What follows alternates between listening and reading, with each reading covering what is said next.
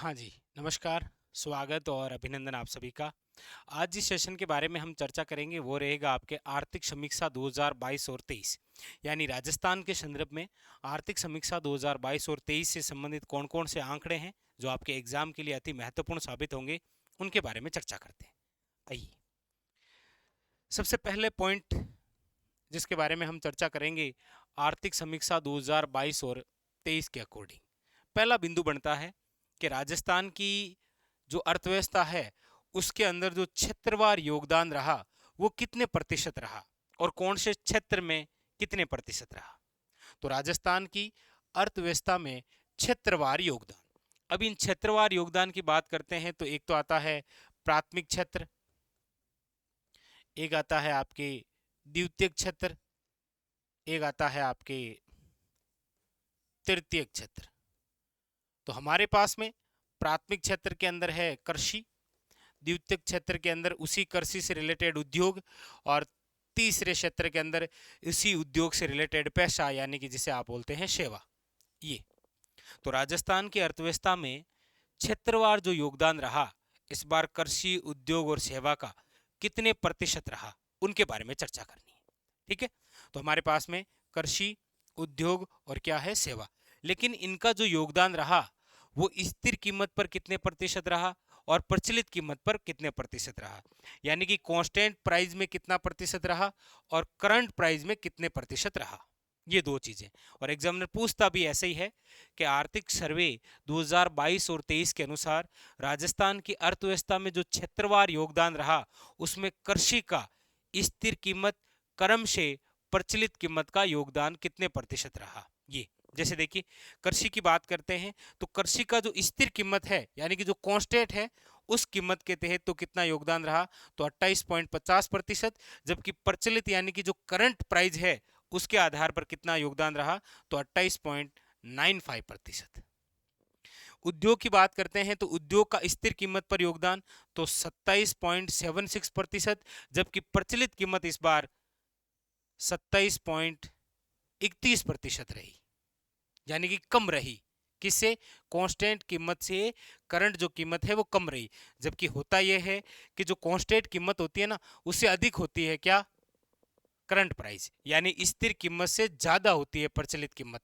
जैसे देख लीजिए कृषि का एग्जाम्पल आपके सामने है, लेकिन उद्योग इस वो क्षेत्र है जिसके अंदर स्थिर कीमत से कम रही क्या, प्रचलित कीमत का योगदान। देख लीजिए। अच्छा, तीसरी है आपके क्या, सेवा। सेवा का जो योगदान रहा वो रहा आपके 43.74%, और प्रचलित कीमत के अंदर भी योगदान कितना रहा, 43.74, यानी कि ये स्थिर कीमत और प्रचलित कीमत बराबर योगदान रहा।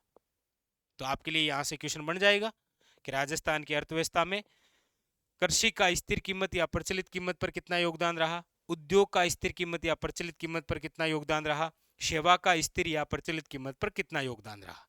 और एक चीज और याद रखिए, यहां से यह पूछा जा सकता है आपको कि राजस्थान की अर्थव्यवस्था में क्षेत्रवार योगदान में किस क्षेत्र का सर्वाधिक योगदान रहा। तो आपके सामने है, देख लीजिए, सेवा का इस बार सर्वाधिक योगदान रहा। आर्थिक समीक्षा 2021 और 22 में उद्योग का सर्वाधिक रहा था, इस बार किसका है, सेवा का। और स्थिर कीमत पर कितना, तो 43.74, और प्रचलित कीमत पर भी कितना, 43.74। ये आंकड़े आपको याद रखने हैं क्योंकि इकोनॉमी सर्वे में आंकड़ों से ही क्वेश्चन बनेगा। ठीक है, चलिए आगे चलते हैं और देखते हैं बड़े महत्वपूर्ण बिंदु कौन कौन से। एक है आपके सामने आर्थिक समीक्षा 2022 और 23 के अंदर सकल राज्य घरेलू उत्पाद। सकल राज्य घरेलू उत्पाद क्या होता है? देखिए, कोई विशेष क्षेत्र है, इस क्षेत्र के अंदर जो उत्पाद होता है और इस उत्पाद के बदले में जो पैसा यानी कि जो सेवा है वो कहलाता है इस क्षेत्र विशेष का क्या, सकल घरेलू उत्पाद। समझ में आया? कोई क्षेत्र विशेष है, इस क्षेत्र विशेष के अंदर कोई उत्पाद और उसके बदले में जो पैसा यानी कि जो सेवा है, ये दोनों चीजें मिलती है तो इस क्षेत्र का क्या निकलता है, सकल राज्य घरेलू उत्पाद। और हमें पढ़ना है राजस्थान के क्षेत्र में, यानी कि ये जो क्षेत्र है ये कौन सा है, राजस्थान, तो नाम हो जाएगा सकल राज्य घरेलू उत्पाद। ये आपके सामने रहा GSDP, यानी कि ये जो राजस्थान है, इस राजस्थान के अंदर जो उत्पाद हुआ और जो पैसा मिला इसका कितना क्या योगदान रहा इस बार। तो आपके लिए वही दो आंकड़ों से क्वेश्चन बनेगा कि आर्थिक सर्वे 2022-23 के तहत राजस्थान में सकल राज्य घरेलू उत्पाद का स्थिर कीमत, तो स्थिर कीमत का जो आधार वर्ष है वो तो है 2011-12, और प्रचलित कीमत यानी कि चर्चा कर रहे हैं 2022 और 23 की। तो आपके लिए यहां से वही चार आंकड़े हैं। देखिए क्वेश्चन कैसे बनेगा कि सकल राज्य घरेलू उत्पाद, सकल राज्य घरेलू उत्पाद में स्थिर कीमत पर, तो याद रखिएगा 7.99 लाख करोड़, यानी कि कितनी वृद्धि हुई, तो याद रखिएगा 8.19% वृद्धि, यानी कि आर्थिक समीक्षा 2021-22 की तुलना में 22-23 में कितनी वृद्धि हुई सकल राज्य घरेलू उत्पाद के स्थिर कीमत पर, तो याद रखिएगा 8.19%। इसी प्रकार से सकल राज्य घरेलू उत्पाद में प्रचलित कीमत कितनी रही, तो 14.13 लाख करोड़, यानी कि पिछले के बजाय इस बार कितनी वृद्धि हुई, तो याद रखिएगा 16.04% वृद्धि दर्ज की गई। तो आपके लिए यहां से चार आंकड़े हैं कि सकल राज्य घरेलू उत्पाद का स्थिर कीमत पर क्या रहा, प्रचलित कीमत पर क्या रहा, यानी कांस्टेंट प्राइस पर क्या रहा, और करंट की जो प्राइस है उसमें कितने प्रतिशत वृद्धि हुई इस बार। ठीक है, ये चार आंकड़े। इसी प्रकार है आपके सामने शुद्ध राज्य घरेलू उत्पाद। ये तो सकल राज्य घरेलू उत्पाद तो पता चल गया, किसी विशेष क्षेत्र या किसी राज्य के अंदर जो उत्पाद होता है और उसके बदले में जो सेवा मिलती है वह है सकल राज्य घरेलू उत्पाद, दोनों कंबाइंड करके। लेकिन शुद्ध राज्य घरेलू उत्पाद तभी निकलेगा जब सकल राज्य घरेलू उत्पाद में से हास निकाला जाएगा, तो क्या बचेगा, शुद्ध राज्य घरेलू उत्पाद। क्वेश्चन भी उसी प्रकार से कि आर्थिक सर्वे 2022 और 23 के तहत शुद्ध राज्य घरेलू उत्पाद का स्थिर कीमत, और स्थिर कीमत का आधार वर्ष वही है, याद रखिएगा 2011 और 12, और प्रचलित कीमत को हम पढ़ रहे हैं 2022 और 23 के अकॉर्डिंग। तो क्वेश्चन पूछेगा शुद्ध राज्य घरेलू उत्पाद शुद्ध राज्य घरेलू उत्पाद में स्थिर कीमत कितनी रही, तो याद रखिएगा 6.95 लाख करोड़, और वृद्धि कितनी हुई पिछले की बजाय इस बार, तो याद रखिएगा 8.11%। जबकि प्रचलित कीमत पर शुद्ध राज्य घरेलू उत्पाद क्या रहा, 12.60 लाख करोड़, जबकि वृद्धि तो 16.10% वृद्धि। चार आंकड़े ये हैं और चार ही आंकड़े आपके सामने ये हैं, वेरी वेरी इंपॉर्टेंट आपके एग्जाम के लिए।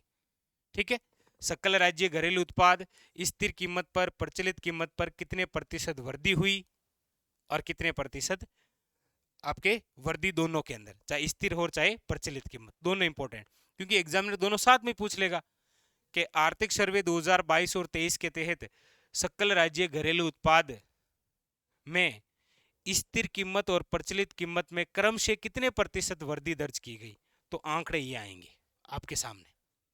ठीक है, और शुद्ध राज्य घरेलू उत्पाद कैसे निकालते हैं, तो सकल राज्य घरेलू जो उत्पाद है इनमें से हास निकाल दीजिए, पीछे जो आएगा वो बिल्कुल नेट यानी कि शुद्ध क्या आएगा, शुद्ध राज्य घरेलू उत्पाद। और इसका भी याद रखिए कि शुद्ध राज्य घरेलू जो उत्पाद है इसमें स्थिर कीमत पर और प्रचलित कीमत पे कितने प्रतिशत पिछले के बजाय इस बार वृद्धि हुई। ठीक है, चलिए नेक्स्ट आगे। अब आपके सामने है प्रति व्यक्ति आय। प्रति व्यक्ति आय कितनी दर्ज की गई, पीसीआई। अब आप कहेंगे सर प्रति व्यक्ति आय निकालते कैसे हैं, कोई दिक्कत नहीं है, ये जो हमारे पास में शुद्ध राज्य घरेलू उत्पाद है ना, इसके अंदर जनसंख्या को भाग दे दीजिए, बस आपके सामने जो आएगा वो क्या है, प्रति व्यक्ति आय। तो यहां से क्वेश्चन बनेंगे डायरेक्ट, आपको याद रखने हैं कि आर्थिक सर्वे 2022 और 23 के तहत स्थिर कीमत पर प्रति व्यक्ति आय कितनी दर्ज की गई, और स्थिर कीमत का आधार वर्ष वही है 2011 और 12। तो प्रति व्यक्ति आय स्थिर कीमत पर कितनी, तो 86,134 रुपए, यानी पिछले के बजाय कितने प्रतिशत वृद्धि हुई, तो याद रखिएगा 6.94% क्या हुई, वृद्धि, वेरी वेरी इंपॉर्टेंट। ठीक है, प्रति व्यक्ति जो आय है स्थिर कीमत पर कितनी है, तो 86,134 रुपए, और कितने प्रतिशत वृद्धि दर्ज की गई इस बार, तो 6.94% वृद्धि। सीधा सीधा क्वेश्चन आता है। प्रति व्यक्ति आय यदि प्रचलित कीमत पर चर्चा करें तो याद रखिएगा 1,56,149 रुपए, और कितने प्रतिशत वृद्धि दर्ज की गई पिछले के बजाय, तो याद रखिएगा 14.85%। तो यहां पर आपको पूछ लेगा कि आर्थिक सर्वे 2022 और 23 के अकॉर्डिंग प्रति व्यक्ति आय है वो स्थिर कीमत और प्रचलित कीमत पर कितने प्रतिशत वृद्धि हुई, या स्थिर कीमत कितना है या प्रचलित कीमत कितना है। ये डायरेक्ट आंकड़ा पूछ लेगा, याद रखिएगा। 86,134 रुपए वाला डायरेक्ट आंकड़ा पूछ लेगा। ठीक है। इसी प्रकार एक चीज आपके सामने और है, वह है GSVA यानी कि सकल राज्य मूल्यवर्धन। राजस्थान की जो इकोनॉमी है उसके अंदर सकल राज्य मूल्यवर्धन कितना रहा, स्थिर कीमत पर कितना रहा, प्रचलित कीमत पर कितना रहा, और पिछले के बजाय इस बार कितनी वृद्धि हुई स्थिर में और प्रचलित दोनों में। वही सेम 4 आंकड़े हैं। तो सकल राज्य मूल्यवर्धन, स्थिर कीमत कितनी, तो 7.33 लाख करोड़, और पिछले के बजाय इस बार कितनी वृद्धि हुई स्थिर कीमत में, सकल राज्य मूल्यवर्धन में, तो याद रखिएगा 7.88%। जबकि प्रचलित कीमत कितनी है, तो याद रखिएगा 13.11 लाख करोड़, पिछले के बजाय इस बार कितनी वृद्धि हुई, तो याद रखिएगा 15.57%। तो ये थे आपके बड़े महत्वपूर्ण 5 आंकड़े। कौन कौन से? एक तो आपके सामने था राजस्थान की अर्थव्यवस्था में क्षेत्रवार योगदान, दूसरा था सकल राज्य मूल्यवर्धन, तीसरा था शुद्ध घरेलू आपके उत्पाद वाला, और एक रहा आपके सामने प्रतिव्यक्ति आय, और एक है आपके सामने सकल राज्य मूल्यवर्धन। क्वेश्चन यदि एग्जामिनर कोई बनाएगा तो वो इन्हीं ही बिंदुओं से बनाने वाला है। ठीक है। तो चलिए फिर मिलेंगे इसी आर्थिक समीक्षा के कुछ और आंकड़ों के साथ, लेकिन इन आंकड़ों को आपको कॉपी के अंदर लिखना है और बार बार याद करना है। ठीक है। मिलते हैं अगले सेशन में और बड़ी महत्वपूर्ण चर्चा करेंगे आर्थिक समीक्षा के बारे में। तब तक के लिए धन्यवाद।